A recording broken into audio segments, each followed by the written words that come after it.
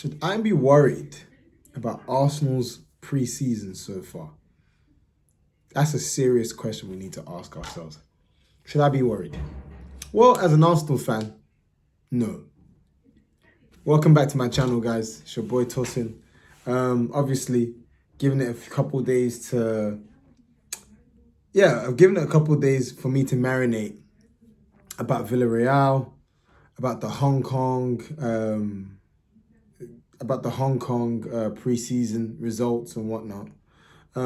First things first, I've seen a couple responses, some I think a bit overdramatic, some fair in terms of complaints about Arsenal post Villarreal and obviously post Spurs. So it's back-to-back defeats and friendlies. I don't even know why we're talking about this.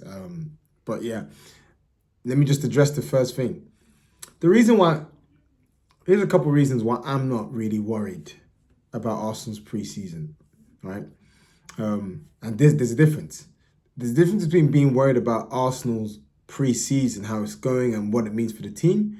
And it's a difference between that and being worried about, I don't know, certain tactical issues, right? Because the tactical issues, if they're addressed and fixed, the team will be fine, right? This is not a matter of quality or issues. So, first and first, what I'm not worried is simply this. Guys, it literally is. I know I'm going to be that cliche guy, but they're literally friendlies. They're legit friendlies. Like I remember, when was it? I remember 2 seasons ago, Man United beat us. They beat us in a friendly 2-0. I believe it was in America. They beat us 2-0, right? And then how did that season transpire? They had a terrible season. We lost out on the league by 1-2 points, right? So I'm not saying we shouldn't highlight tactical issues going on with the team. All I'm saying is that at the end of the day, they are friendlies. I don't care what anyone tells me, you're not going to get the same level of intensity, same level of focus, same level of hunger in a friendly as you would in a competitive match. Now, if Arsenal did that against United, then I'd be concerned. And even then, it's still very early on in the season, but I'm confident it won't be the same thing against Man United when we play them next week, right? Different intensity. And not just that, we can look at the results, but let's just talk facts. Look at the team selections. I'm struggling to recall us actually playing our properly fit 100% starting 11, which I suspect will be the case against United next week. I haven't seen that this preseason. I've seen them play with each other at certain points when substitutions have been made at half time, but I have not seen them starting with one another. Like, we all have I could be wrong, because he keeps playing Christian Norgard, which I'll get to later. He keeps playing Christian Norgard and then bringing on Zubimendi, but Zubimendi started against Newcastle, and he started against, I think Zubimendi started against Newcastle, and he started against Milan. So, but he keeps playing Norgard. So clearly, he's just trying to give players minutes. But the point is, Norgard, I expect our starting three to be Norgard, Rice, and Ødegaard, right? I've not seen them start altogether. I've seen them play together, but I've not seen them start. So why am I sharing this? Because it's a mixture of squad players and first team players, right? So of course you're going to get this performances where, as Arteta said, we're not defending the spaces as well as we would, you know. You're going to get stuff like that's going to happen. You know, I'm not trying to give excuses for them, you know. I mean, I see, and I'm not trying to be down on people that like felt a bit, I don't know, negative or not too inspired, because Arsenal really haven't, it's fair. The team hasn't really given Arsenal haven't really given fans much to be. Of course, we had Gyökeres excitement, but if you look at the Spurs performance, if you look at the Villarreal performance, they weren't good. You know, like, so I'm not even gonna like be down on fans, be like, yeah, like you just want to find reasons to complain. No, they weren't good. They were not good, and they were not good for the kind of the same reasons, you know. how when we get the ball, we're good at progressing the ball. I mean, against Spurs, we're a lot more direct, getting the ball further forward. But the typical issues with Arsenal are I probably think that's probably what people are most upset about. You know, the left-hand side is whack. How we can have the ball for long spells in the final third and do nothing with it. And then Yova as well. The stuff with Spurs. Bro, earn your money. Yeah, Norgard scored a header, but like, bro, why was it so easy with corners? And if you watch my previous videos, I've been talking about I don't personally think we've been good defending corners for like a whole season, right? So I'm hoping that can change. Work on that, Nicholas Yova. But yeah, guys, I think at the end of the day, there's teething problems, you know. We've bought attacking players. We've bought Gyökeres. We've bought Noni. We bought Zubi Mendy. He's not an attacking player, but man, he is going to transform. Like, he looks good. Pass master. You know, our own version of Rodri. Not saying he's as good as Rodri, but just our own version, right? There's a lot of things to be excited about. Ben White is back. You know, finally, like, we're going to get a bit more. I mean, Timber did it, but you're going to get a lot more overlapping, right? So, yeah, I'm not really too... Of course, I'd like to win against Villarreal. I'd definitely like to win against Spurs, even in friendly. But it's going to happen, man. Look at our starting midfield was Norgard, Marino, and Waneri, who's looked good. So I'm not really worried, guys. Like, I'm not really worried. I'll be worried if I see our starting 11 playing consistently and they put out rubbish, turgid, poor performances. Then I'd be thinking, okay, cool, raw. Like, bro, what are you doing? Arteta, what's going on here? But that's just simply not been the case. It really, really hasn't. So I think we just need to just apply a lot of context to what we're dealing with here. I think social media doesn't really play a good role in this, because nowadays, before, more time when we're losing, it's not that deep. But now, reaction videos, this, that. Guys, reaction videos to a friendly. Because I'm telling you for free, even if we beat Hamad Villarreal 6-0, that means nothing for when we play against United. It means absolutely nothing. It means nothing at all, right? So again, let's just actually, I hate to be the logical one here, but let's just apply the context. It's a friendly. Now, I'm not saying don't win friendlies. I'm just saying, look, it's a friendly, different intensity, mix of the squad. Like, and I even saw, oh yeah, Gyökeres. It's like, bruv, adaptation. The team's getting used to him. Even that Villarreal match, classic examples. How many times did Gyökeres make good runs?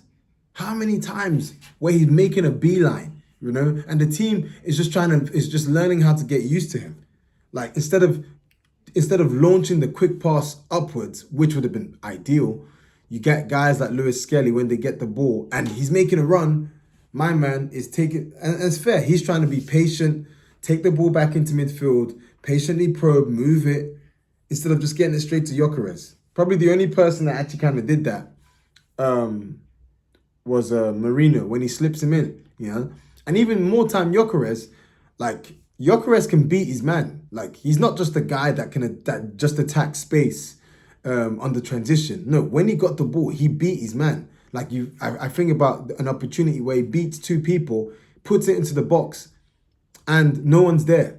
Another opportunity where he gets the ball, puts it into the box, no one's there. So in as much as the team needs to get used to Gyökeres, in as much as Gyökeres needs to get used to the team needs to get used to, in as much as the team needs to get used to Gyökeres needs to get used to the team, in that, look, there were no midfield runners. So when he's putting that ball in there, maybe he's now going to learn, okay, cool, right, I know I'm going to beat such and such man, but maybe I'm going to have to hold the ball up a bit. Maybe I'm going to have to stall and wait and then put a ball in the box. So it's just, these are things that are happening. I'm not really too concerned. And nor am I concerned with Gyökeres. I personally like what I've seen so far from him, you know. And I like what I've seen from Norgard. I mean, he's been okay. He scored a header. He's going to be a good backup for Zubimendi. I'll be shocked. Because he's getting... I'm like, wait a second. What's Arteta trying to do here? Because he's started the past two. I would be shocked if Zubimendi is not the starting six, right? I'd be shocked if he doesn't start against United because he's fit. Ethan looks good. Ethan looks good. And then, wow, Max Dowman. Wow. Like, we're finally back to... We actually just have players who can get the ball and just do some direct running other than Saka, which, thank goodness. And by direct running, get the ball on the turn, take it, and then just go. You know, Waneri can do that, Dowman can do that, Saka can do that, and Noni can do that as well. So let's see. You know, Ethan looks a lot more comfortable in the middle. White looks fit, which is going to be crucial because obviously Timber. I'm interested to see that battle this season. Both of them fully fit. In my opinion, I think Timber starts. In my opinion, I think Timber's a better player than White. Sorry. I've been saying it all of last season in my videos. Timber, he's one of Arsenal's best defenders. In my opinion, I think he's better than White. In my opinion, again, that's the reason why I keep saying in my opinion. I'm not trying to say that's just my opinion. But yeah, if both are fit, and I think it's just because Timber's just a bit behind on his fitness, but if both are fit on a consistent basis, trust me, Timber, let's just watch this space. And then, of course, even, again, another add context to Villarreal. Yeah, like, people weren't tracking runners. It was very, very uncharacteristic. Even Gabriel, look at the third goal. Gabriel, who's just back from injury, which is a huge deal, looked rusty. Tried to play Danjuma offside, didn't work. His positioning was bad. That will happen. He's been out for how many months? So, yeah, guys, I mean, I hear what people are saying in terms of the new person, same mistakes type of vibe. I feel like a brand new person.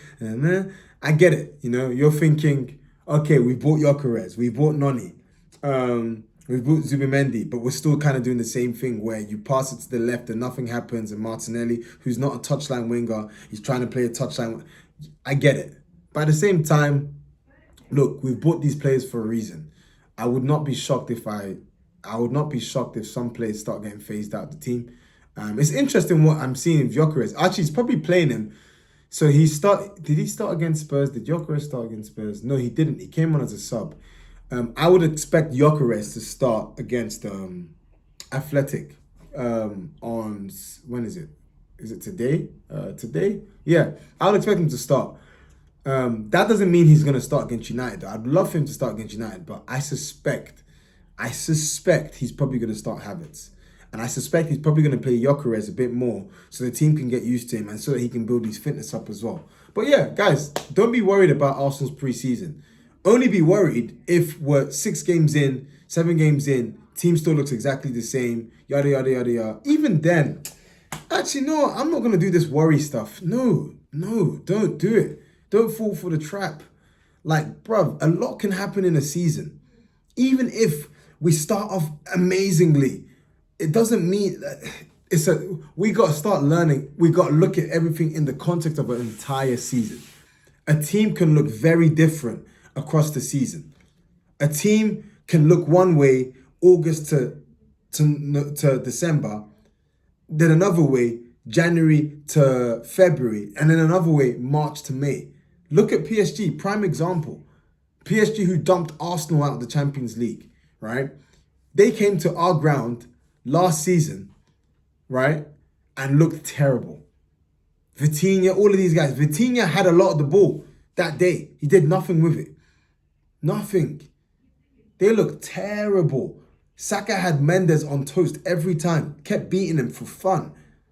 Best left back in Europe. And Saka still beat him a couple of times at Parc des Princes, right? They looked terrible.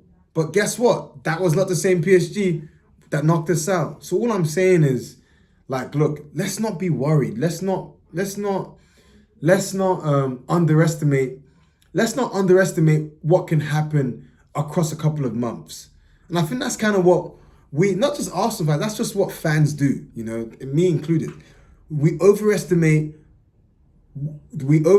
what can be done in a day, a result, or even a week, or even like 2 weeks, a bad moment. And we underestimate what can happen over the long course of a season. So I'm happy with what's happening with the squad. There's more depth.